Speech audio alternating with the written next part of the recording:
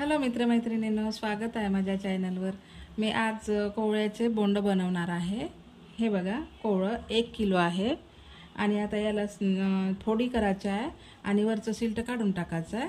त्यानंतर याला उकळून आपण रेसिपी बनवू। हे बघा, याला चिरून घेतलेलं आहे आणि असं शिलून घेतलं, वरचं कवर काढून घ्यायचं आहे असं। आता आपण याला शिजवायला ठेवू गॅसवर आणि स्वच्छ 2 ते 3 पाण्याने घासून असं स्वच्छ धुवून टाकायचं। थोडं चिकट राहते म्हणजे थोडं हाताला लागते ना, स्वच्छ धुवून घ्यायचं। 1 ग्लास पाणी टाकायचं। 1 किलो कोवळा आहे तर हे बघा। आणि आता गॅसवर मीडियम गॅसवर याला शिजू द्यायचं।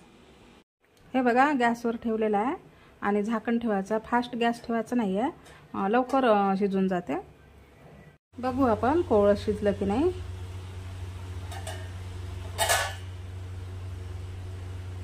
हे बघा, शिजलेला आहे। पाणी आहे का बघू, नाही आहे पाणी, आणि पाणी असायला पण नाही पाहिजे। आता याला असं छान असं याला मॅश करून घ्यायचं आहे। याच्यामध्येच चमचने करू शकता, मॅशरनं करू शकता। हे बघा, छान शिजलं आहे आपलं कोवळं। हे बघा, छान सॉफ्ट सॉफ्ट झालेलं आहे। हे बघा, मी चमचनेच केलेलं आहे, कारण मी या पद्धतीचा चमच घेतलेला आहे। असं केलं ना छान लवकर होऊन जाते। आता यामध्ये आपण साखर टाकू। हे बघा, झालं व्यवस्थित। तुम्ही तुमच्या आवडीनुसार साखर टाकू शकता, साखरेच्या ऐवजी गूळ पण वापरू शकता। मी साखर टाकत आहे आणि 1 किलो आहे कोवळं, तर मी 1.5 पाव साखर घेत आहे। तुम्हाला गोड जास्त हवे असेल तर तुम्ही जास्त घेऊ शकता आवडीनुसार। आणि आता हे पाकामध्ये छान आपल्याला शिजू द्यायचं आहे। आणखी छान असे बोंड होते आणि विदर्भामध्ये जास्त प्रमाणात केल्या जाते। पारंपरिक आहे, ही खूप जुनी रेसिपी आहे, पण छान लागते आणि खास करून दसऱ्याला खूप जास्त बनवते। प्रत्येकाकडे असते दसऱ्याला, नक्की तुम्ही ट्राय करसाल। आता हे पाक होईपर्यंत छान याला शिजू द्यायचं आहे। हे बघा, आपण साखर टाकली होती, पाणी सुटलं आणि ते पाणी आटेपर्यंत आणि छान पाक होईपर्यंत छान याला शिजू द्यायचं आहे। कारण तर आपले बोंड खूप छान होते, मग असे खुसखुशीत होते, वरून आणि अंदरून सॉफ्ट सॉफ्ट छान होते। तर आणखी याला मी थोडं शिजू देते, कारण थोड्या प्रमाणात पाणी आहे। हे बघा, आणखी बघू पाक झाला की नाही आणि छान असं चिकट झालं की नाही। हे बघा, पूर्ण साखरेचं पाणी पूर्ण आटून गेलेलं आहे आणि आपलं छान असं बोंडाचं झालंय पण आहे। हे बघा, आता यामध्ये आपण विलायची टाकू, 2 ते 3 विलायची आहे आणि मीठ टाकू। मीठ थोडं टाकायचं, छान टेस्टी होते, गोड आहे पण थोडं टाकायचं, जास्त नाही टाकायचं। आता याला छान असं मिक्स करून घ्यायचं आणि बोंडाच्या प्रोसिजरला पूर्ण 1 तास लागते। पूर्ण कमी जास्त एखादी तास लागते उकडेपर्यंत आणि चिरून घेण्यापासून तर पूर्ण बोंड तयार होईपर्यंत 1 तासाची रेसिपी आहे से जवळपास। मेहनत आहे पण खूप छान वाटते। झालं, आता आपण याला थंडगार होऊ द्यायचं आहे। गॅस बंद करायचा आणि गार होऊ द्यायचं आहे। हे बघा, थंड झालेलं आहे।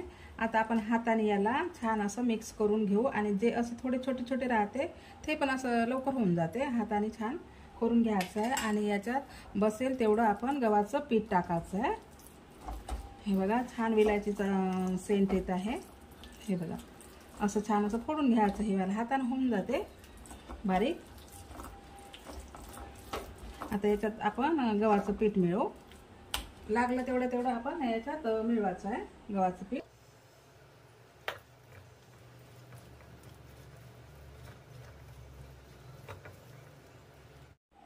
हे बघा, आणखी मी थोडं टाकते, म्हणजे अर्धी वाटी आपलं गव्हाचं पीठ यामध्ये बसलं असं। गरजेनुसारच टाकायचं असते, गव्हाचं पीठचं काही माप नसते यामध्ये।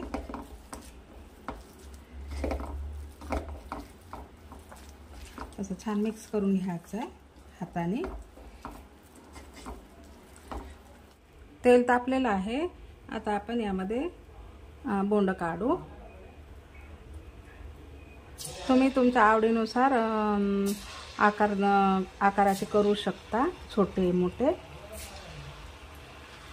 आणि तेल चांगलं तापू द्यायचं आहे आणि नंतर मीडियम गॅसवर काढायचे आहे.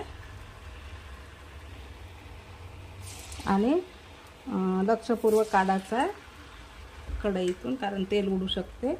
आत्ताच त्याला पलटून घ्यायचं नाही आहे.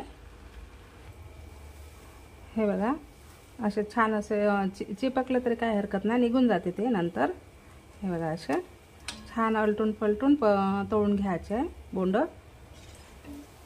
ट्राय नक्की करा अशा प्रकारे, खूप छान वाटते. आणि फ्रेशपेक्षा शिळेवाले छान वाटते, कारण तर रात्री काढलं सकाळी खायला खूप मजा येते, मस्त वाटते. हे बघा, काढून घ्यायचे. आता काढून घेते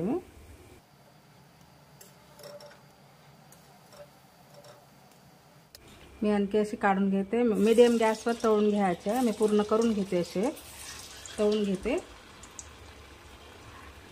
तुम्ही या प्रकारे नक्की ट्राय करा आणि दसऱ्याला या पद्धतीने. आणि याचं परफेक्ट माप वगैरे काही नसते.